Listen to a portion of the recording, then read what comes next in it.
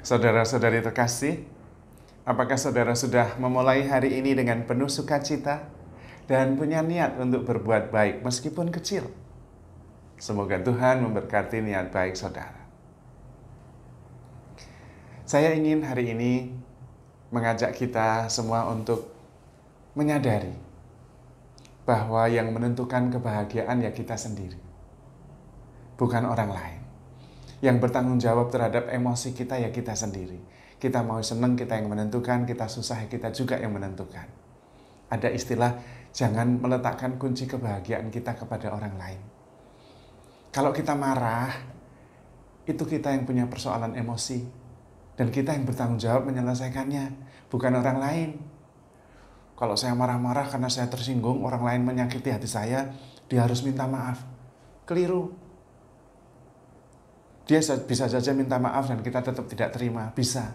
Karena kalau kita punya persoalan emosi, ya kita yang harus bertanggung jawab menyelesaikannya, bukan orang lain.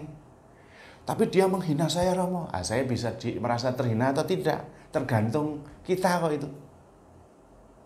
Maka prinsipnya, kita yang bertanggung jawab terhadap emosi kita sendiri. Lah itu emosi-emosi kita sendiri kok.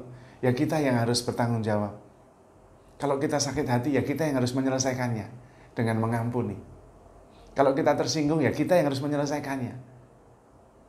Kalau kita marah, ya kita yang punya persoalan emosional. Kita yang harus menyelesaikannya. Oh, yang marah saya, yang orang lain yang suruh menyelesaikan. Ya nggak bisa. Maka bertanggung jawab terhadap emosi sendiri. Bertanggung jawab terhadap senang tidak senang kita sendiri. Maka kebahagiaan ya kita yang menentukan, bukan orang lain.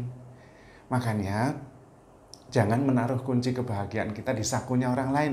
Dan nanti orangnya pergi, lupa kuncinya ditaruh mana, kita tergantung sama dia. Kalau dia baik, kita bahagia. Kalau dia menjengkelkan, kita susah. Lah itu hidupnya siapa? Hidup kita nantinya jadi seperti roller coaster. Ditentukan oleh orang lain terus. Dan orang lain kan di luar kendali kita. Yang ada di dalam kendali kita, ya diri kita sendiri. Apalagi kita sadar bahwa kita begitu dicintai oleh Tuhan. Maka lebih baik masuk ke dalam diri, menyadari kehadiran Tuhan yang selalu ada, selalu menemani, dan selalu mencintai. Nah, dengan cara itu justru kita bisa mengendalikan emosi-emosi kita sendiri. Maka, handle yourself with care, because you are loved. Tuhan memberkati.